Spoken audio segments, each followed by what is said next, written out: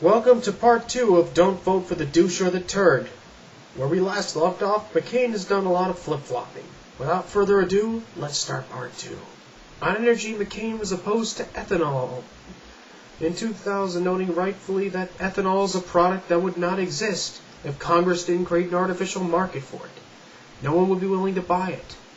Then he's continued in November 2003, yet thanks to agricultural subsidies and ethanol subsidies, it is now a very big business. Tens of billions of dollars that have enriched a handful of corporate interests, primarily one corporation, ADM. Ethanol does nothing to reduce fuel consumption, nothing to decrease our energy independence, nothing to improve air quality. Of course, wanting a victory in Iowa caucuses in 2008 campaign, McCain said, "I support ethanol and I think it's a vital alternative energy source, not only because of our dependency on foreign oil, but its greenhouse gas reduction effects," he said in an August speech in Grimwell, Iowa. On caps like greenhouse emissions, aka cap and trade, McCain borrowed a page from the John Kerry, Hillary Clinton, Mitt Romney playbook by saying two different things in the same sentence. "Sure, I believe in the cap and trade system, as you know.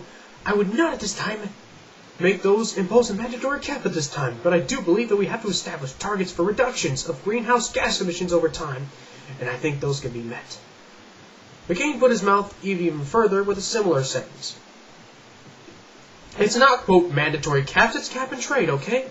It's not mandatory caps to start with, it's cap and trade. That's very different, okay? Because that's a gradual reduction in greenhouse emissions, so please, for trade is cap and trade. That's the way I call it. I call it bullshit, but whatever."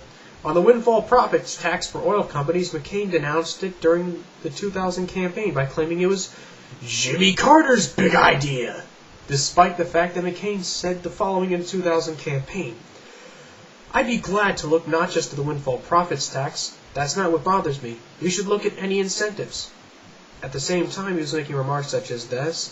A campaign commercial aimed saying the following: "John McCain sounded the alarm on global warming 5 years ago."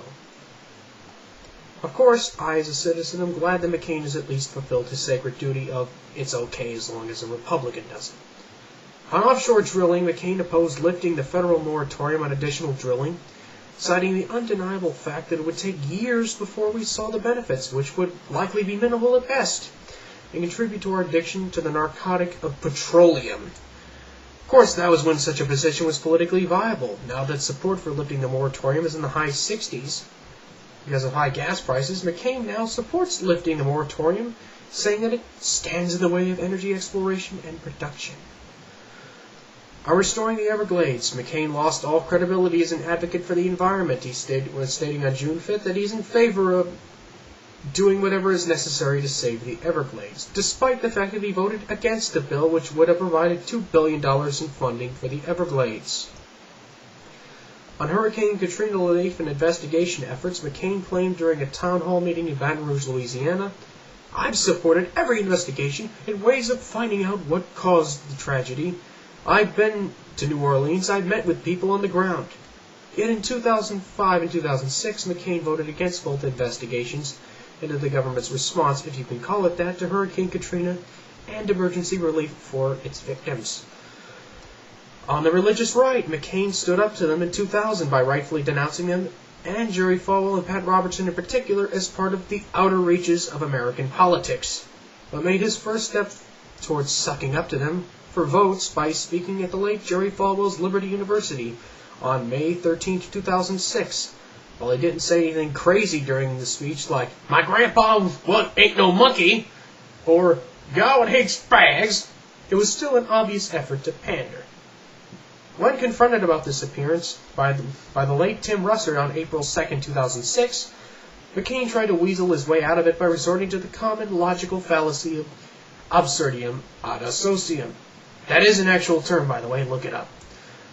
I believe that speaking at Liberty University is no different from speaking at the New York College or Ohio State University, all of which I speak to at a lot of colleges and universities. I'm pleased to have the opportunity to do so, to talk to young Americans and bullshit them. Okay, I made that part up.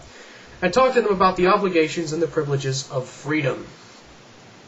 McCain would indeed be right if every college he has spoken to espoused such beliefs as that 9/11 was God's punishment for liberals, Democrats, feminists, atheists, pagans, and just about everybody else who isn't a radical right-wing evangelical. Or that real science was part of a conspiracy between liberals and the devil. Russett responded to McCain by playing a rather inconvenient video clip from March 5, 2000, where McCain said the following. Governor Bush swung far to the right and sought out the base of support of Pat Robertson and Jerry Falwell.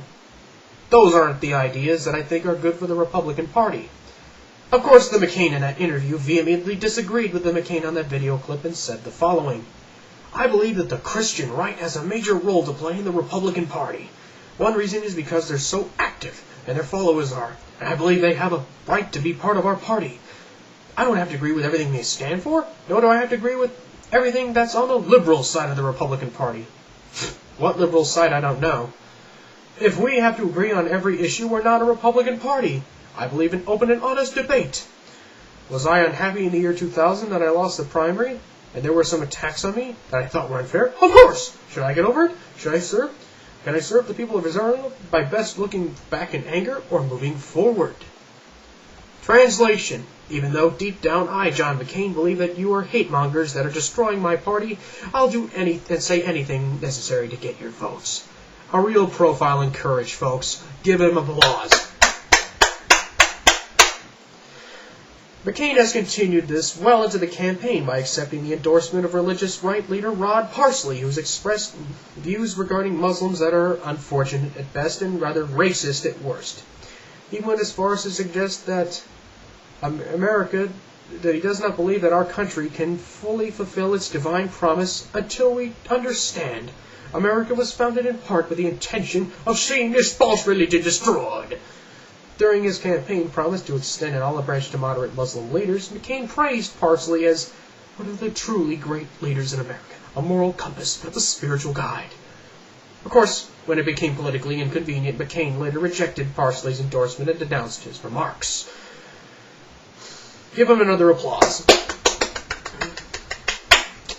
McCain saw it and even got the endorsement of another religious right leader, John Hagee, who was without question even worse than Parsley, Falwell, and Robertson put together. He brought us such classics as the Catholic Church is the Great Whore, and Hurricane Katrina was God's punishment for a gay pride parade. Of course, all of them are child's play compared to this gem, and the controversy it has caused that finally got McCain to reject his endorsement. How is God going to bring them back to the land? The answer is fishers and hunters, Mr. Hagee said, referring to how Jews ended up in the modern state of Israel. A hunter is someone who comes with a gun and forces you. Hitler was a hunter.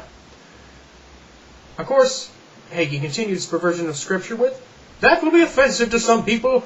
Well, do your heart be offended? I didn't write it, Jeremiah wrote it. It was the truth, and it is the truth. How did it happen? Because God allowed it to happen. Why did it happen? Because God said, my top priority for the Jewish people is to get them to come back to the land of Israel. Of course, John see no evil, hear no evil. McCain excused this error in judgment by claiming of Hagee's comments, I did not know of them before Reverend Hagee's endorsement. The same endorsement he sought out.